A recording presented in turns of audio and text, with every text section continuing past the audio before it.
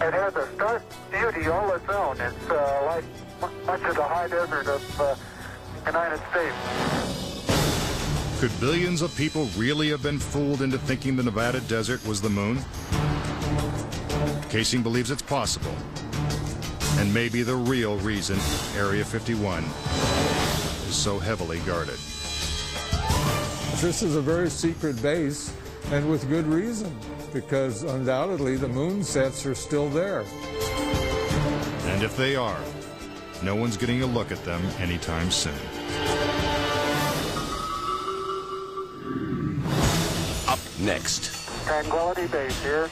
If the lunar module landed with 10,000 pounds of thrust, why is there no blast crater?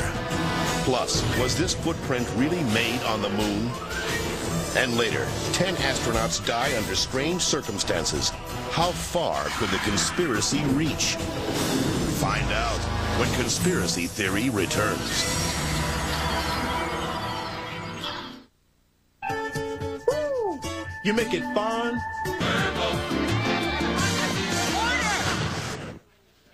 I hope those boys show up for the body wash. All right, boys, last card. I'm gonna raise you $1. You must have something, boys. Just $1. Hey, don't you know about 10-10-220? What? Yeah, man, 10-10-220. All calls up to 20 minutes. 99 cents. Just 7 cents a minute after that. All calls up to 20 minutes for only 99 cents? See, $1 is worth a lot.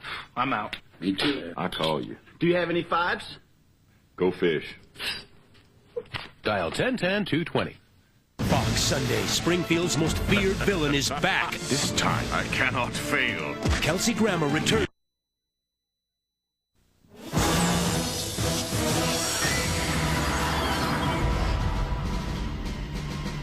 We've all been led to believe that on July 20th, 1969, the Lunar Excursion Module, also known as the LEM, carried American astronauts to the surface of the moon.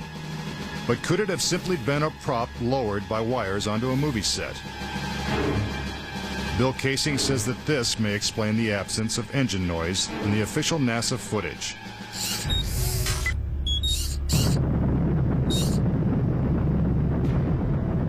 The noise level of a rocket engine is up into the 140, 150 decibel range. In other words, enormously loud.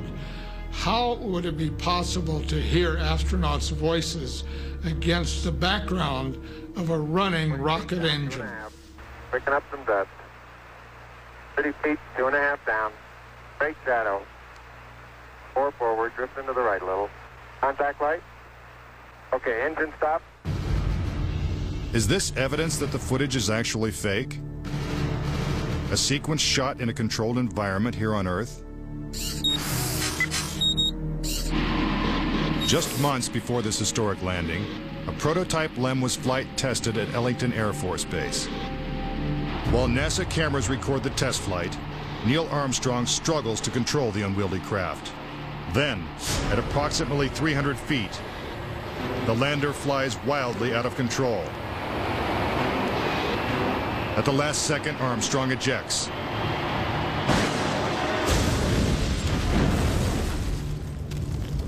And floats to safety. If the lander was so unstable and difficult to fly in the controlled environment of Earth, then how could the LEM land 6 times flawlessly in the alien environment of the moon? The LEM had a single engine mounted dead center, and then they had little push jets, thruster jets, a couple of them up on top. This was supposed to control their attitude as they came down. Well, I'll tell you a secret.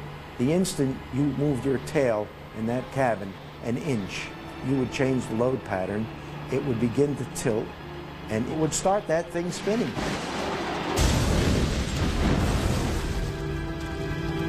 The arguments that have been arrayed on the side of those who believe that the lunar landings were a hoax are very elaborate, and they have to be to support a theory like this. In the end, there's one set of evidence that is irrefutable, and that is that there are footprints, boot prints, still on the lunar surface. But conspiracy theorists say that the footprints themselves are suspicious. The surface appears to be very fine-grained as you get close to it. It's almost like a powder. To have a powerful rocket engine blast the surface of the moon, blasting away all of the dust, and then find footprints surrounding the lunar lander, that to me would be an impossibility. Photo after photo reveals that the lunar surface surrounding the LEM is covered with footprints. But Casing says there's something even more difficult to explain. The fact that there's no blast crater under the LEM is one of the most conclusive pieces of evidence that I find supporting the hoax. In fact, no sign of a blast crater is visible for any of the 6 lunar landings. But LEM specialist Paul Fiel says he can explain why the lunar module left no crater when landing on the moon. The amount of thrust that you need coming out of the bottom of the descent engine is about 1,500, 2,000 pounds of thrust. And all that does is just push dust away. There's no burning or anything like that. Yet NASA's own scientific illustrations clearly depict a blast crater. Then there's one other point.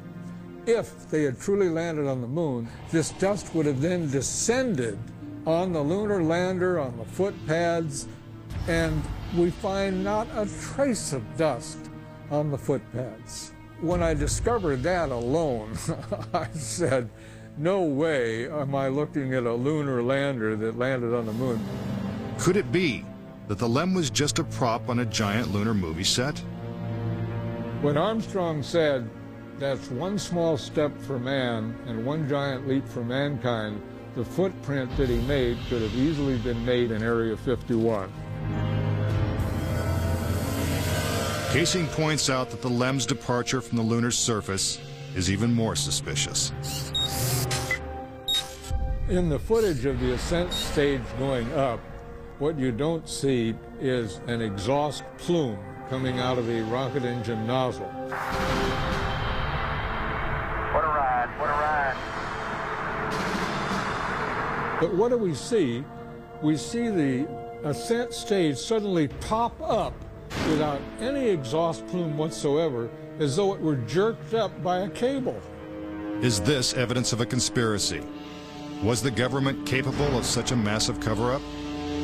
To propose that this was all faked and a hoax, they have to say that every piece of evidence, that every physical, scientific test that one could offer to support the reality of the lunar landings, they have to say that all of those are fake.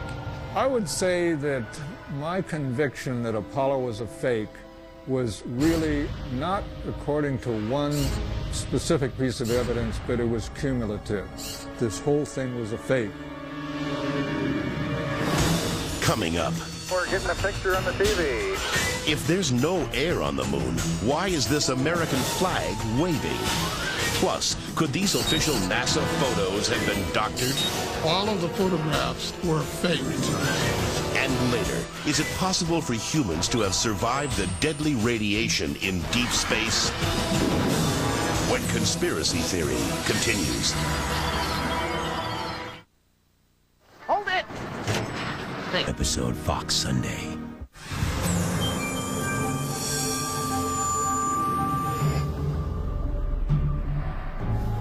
If the moon landings were actually filmed on a movie set, then where's the evidence?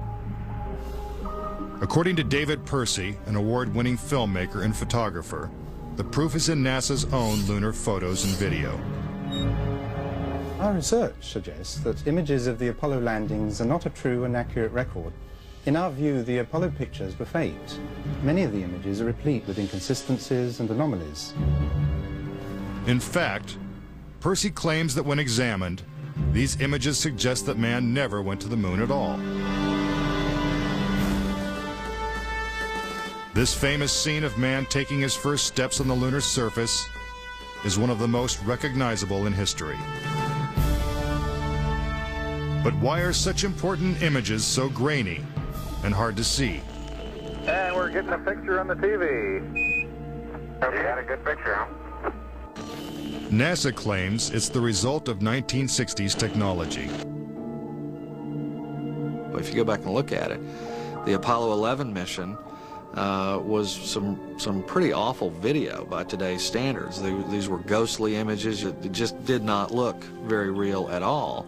And that was a function of the transmitter at the time, the camera at the time that we had available to us to fly on Apollo 11. But investigative journalist Bart Sabrell believes that NASA intentionally made the images hard to see.